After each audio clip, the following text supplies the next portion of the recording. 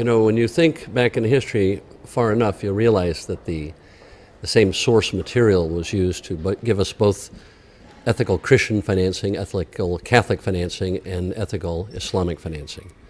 We all have the same forefathers. And ethical financing is really all about shared value systems.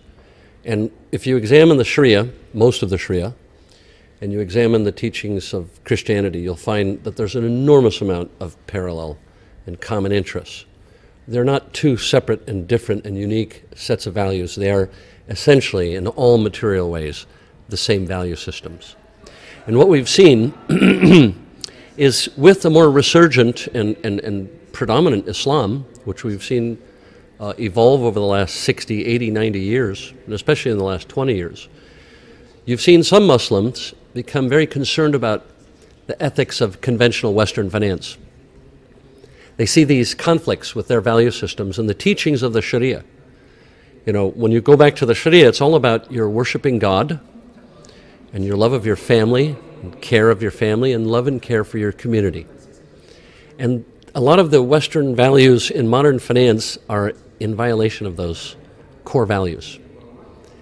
And so Islamic finance is supposed to be a system of finance that distributes good. We can talk about other elements of Islamic finance and their parallels with what we think is an important trend in Western finance, is that is what we call ethical investing or socially responsible investing, that we don't find ourselves at an endpoint at the end of this capitalism train moving along in a train wreck that has an outcome that has a future that none of us want. For example, we have seen an increasing concentration of wealth amongst fewer and fewer people. And so equitable income distribution is a core value of ethical Christian financing and ethical Islamic financing. And it's a shared value we have. And so all financing, whether ethical Christian financing or Islamic financing, has to help us achieve a goal of more equitable income distribution. It's a very important shared value.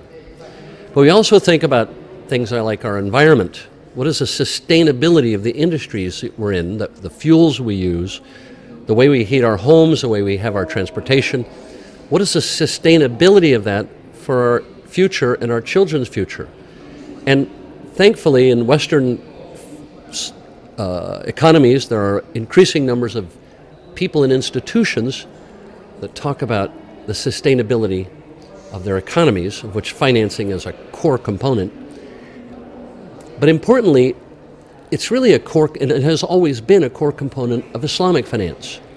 Because of its link to family and community, sustainability is a core value in Islamic finance.